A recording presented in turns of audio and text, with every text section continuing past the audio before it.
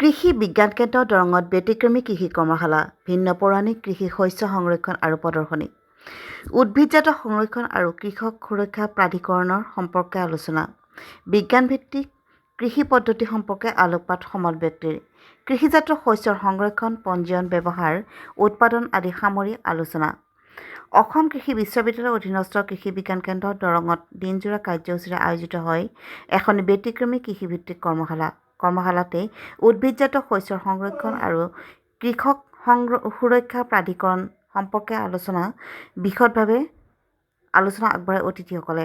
অনুষ্ঠানটিত কৃষি সম্পৰ্কীয় বিভিন্ন আলোচনা কৰে সমল ব্যক্তিসকলে। বিজ্ঞানভিত্তিক কৃষি পদ্ধতি সম্পৰ্কে আলোকপাত কৰে অনুষ্ঠানটিত। ভিন্ন লুপ্তপ্ৰায় শস্য, থলুৱা শস্য, পৌৰাণিক বীজ ব্যৱহাৰ কৰিলে কেনেকৈ কৃষকসকলে উপকৃত হ'ব পাৰে আদি বিশদভাৱে আলোচনা কৰে। এডোখৰ কৃষিভূমিত বিজ্ঞানভিত্তিক পদ্ধতিৰে কেনেকৈ একাধিকবাৰ কৃষিকাৰ্য কৰিব পাৰি, কৃষিজাত শস্য কেনেকৈ সংৰক্ষণ কৰিব পাৰি, সক্ৰিয়তাৰ বাবে কেনেকৈ পঞ্জীয়ন কৰিব পাৰি, কেনেকৈ অধিক উৎপাদন কৰিব পাৰি আদি ভিন্ন দিশ সামৰি আলোচনা কৰে। অনুষ্ঠানটিত ভাৰত চৰকাৰৰ গুৱাহাটী খণ্ডৰ উপ পঞ্জীয়ক ডক্টৰ অতুল চন্দ্ৰ শৰ্মা, অসম কৃষি বিশ্ববিদ্যালয়ৰ অৱসৰী অধ্যাপক প্ৰণৱ তালুকদাৰ, কৃষি বিজ্ঞান কেন্দ্ৰ দৰঙৰ জ্যেষ্ঠ বিজ্ঞানী ডক্টৰ আব্দুল হাফিজ, অসম কৃষি বিশ্ববিদ্যালয়ৰ অধীনস্থ চিলংগানীৰ কনিষ্ঠ বিজ্ঞানী ডক্টৰ স্মৃতি গগৈ, মৰিগাঁও কৃষি বিজ্ঞান কেন্দ্ৰৰ বিষয়ভিত্তিক বিশেষজ্ঞ ডক্টৰ সত্যদীপা ভট্টাচাৰ্য, কৃষি বিজ্ঞান কেন্দ্ৰ দৰঙৰ বিষয়ভিত্তিক বিশেষজ্ঞ ডক্টৰ মাৰি সাধনা শৰ্মাৰ লগতে কেইবাগৰাকী বিশিষ্ট অতিথি উপস্থিত থাকে। দৰং জিলাৰ 1 শতাধিক কৃষক উপস্থিত থাকি এই কৰ্মশালাত ভাগ লয়। এই কৰ্মশালাই প্ৰতিগৰাকী কৃষকক উপকৃত কৰিব বুলিও মত প্ৰকাশ কৰে। দলগাঁৱৰ পৰা আনোৱাৰ হুছেইনৰ ৰিপৰ্ট, AIN লাইভ। মই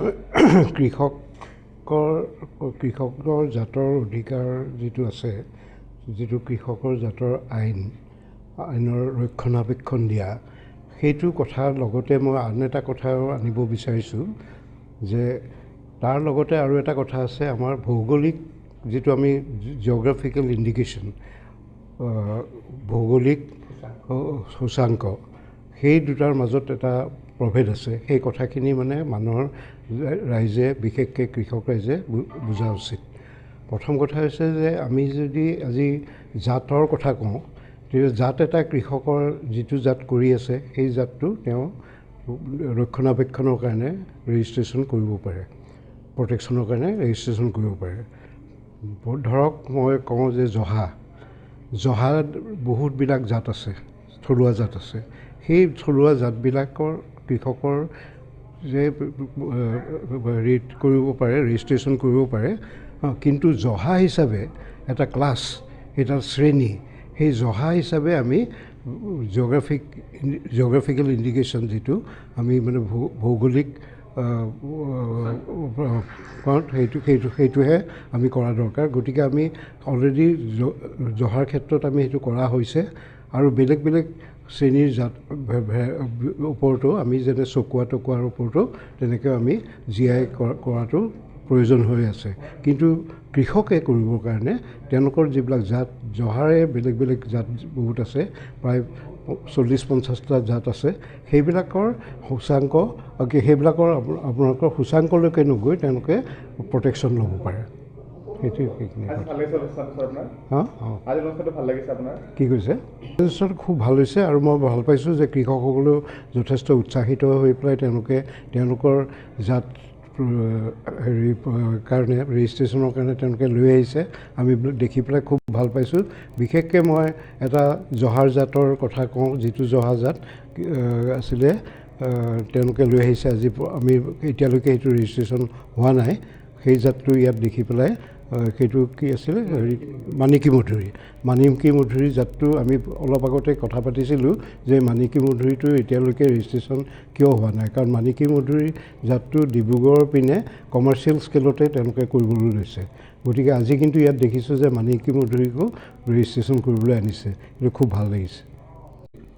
এইটো এটা সজাগতা অনুষ্ঠান। সজাগতা অনুষ্ঠানটো হ'ল উদ্ভিদজাত সংৰক্ষণ আৰু কৃষক অধিকাৰ সুৰক্ষা অধিনিয়ম বুলি এখন অধিনিয়ম আছে, protection of plant variety and farmers right act. এইখন হ'ল 2001 চনত পাছ হোৱা এখন আইন। এই আইনখনৰ সম্পৰ্কে সজাগতা সৃষ্টি কৰাৰ বাবে ভাৰত চৰকাৰে এনেকুৱা কিছুমান এৱাৰনেছ প্ৰগ্ৰেম কৰে আৰু এই সজাগতাৰ যিখিনি কৰিবৰ কাৰণে যিখিনি পুঁজি হয় সেইখিনি আমাৰ এটা অনুষ্ঠানে দিয়ে। সেই অনুষ্ঠানটো হ'ল protection of plant variety and farmers rights authority. Protection of plant variety and farmers right authority মুখ্য কাৰ্যালয় আছে নিউ দিল্লীত।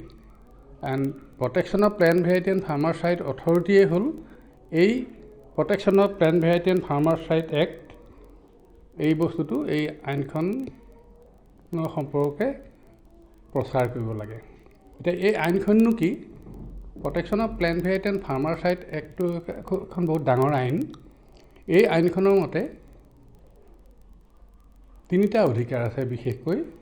এটা হ'ল ব্ৰিডাৰ্ছ ৰাইট, উদ্ভিদ প্ৰজনকৰ অধিকাৰ, 2টা হ'ল কৃষকৰ অধিকাৰ আৰু 3 নম্বৰ হ'ল ৰিচাৰ্চাৰ ৰাইট।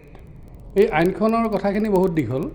ইয়াৰ আইনখনৰ যিটো মুখ্য উদ্দেশ্য হ'ল যে মই যদি ইংৰাজীত কওঁ to establish an effective system for the protection of plant varieties, the rights of farmers and the plant breeders, it has been considered necessary to protect and preserve the rights of farmers in respect of their contribution made at any time in preserving plant genetic resources. Moreover, to accelerate agricultural development, it is also necessary to give plant breeders' right, which will stimulate the investment in research and development in agriculture, and such a protection is likely to give good quality seeds and planting materials for the development of new species. এনেকুৱা হ'ল এই আইনখনৰ মূল অৰ্থটো হ'ল যে যদি আমি উদ্ভিদ প্ৰজনকক অধিকাৰ দিওঁ, উদ্ভিদ প্ৰজনকক অধিকাৰ দিলে আমাৰ যিবিলাক কোম্পানী আছে সেই কোম্পানীবিলাকে চিড প্ৰডাকশ্যন কৰাত বেছি উৎসাহিত হ'ব।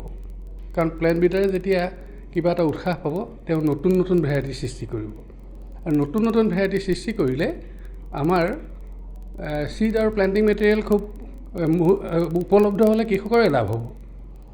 2 নম্বৰ কথাটো হ'ল কি, কৃষকৰ অধিকাৰ মানে এইটো যে আমাৰ যিহেতু এজন বিজ্ঞানীয়ে এটা নতুন জাত সৃষ্টি কৰে তেওঁলোকে কৰি থকা খেতিৰ ওপৰতে।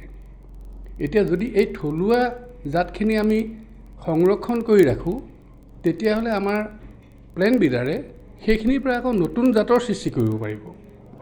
মূলতঃ আমাৰ protection of plant variety and farmers ৰাইটৰ কথাটো এইখিনি।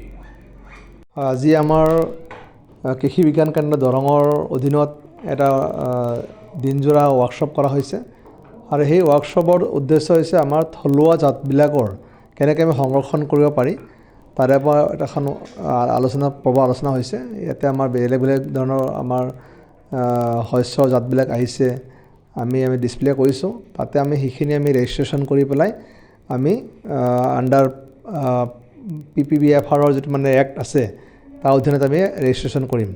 গতিকে দেখা গৈছে যে কিছুমান জাতবিলাকৰ আমাৰ গাঁৱৰ মানুহবিলাকে এতিয়াও সংৰক্ষণ কৰি ৰাখিছে, কিন্তু তেওঁলোকে বহল ভিত্তিত মানুহবিলাকে নাজানে আজিকালি লুপ্তপ্ৰায় হ'ব ধৰিছে।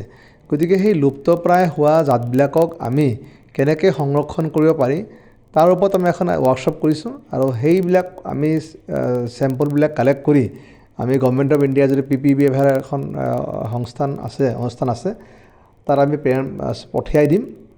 তাতে আমাৰ ফাৰ্মাৰ্ছৰ নামতে হওক বা এটা নিৰ্দিষ্ট এলেকাৰ এৰিয়াৰ নামতে হওক সেই জাতবিলাকৰ সংৰক্ষণ কৰা হ'ব, ৰেজিষ্ট্ৰেশ্যন কৰা হ'ব। পিছলৈকে আমি এইখিনিবিলাকৰ জিনবিলাক আমি কেনেকৈ বিস্তাৰভাৱে বংশবৃদ্ধি কৰিব পৰা যাব আৰু যাতে আমাৰ পিছলৈকে এইটো বহল ভিত্তিত পোৱা যাব সেইটো আমি ব্যৱস্থা কৰিম। যিকোনো খবৰ আৰু বিজ্ঞাপনৰ বাবে যোগাযোগ কৰক 7896121996।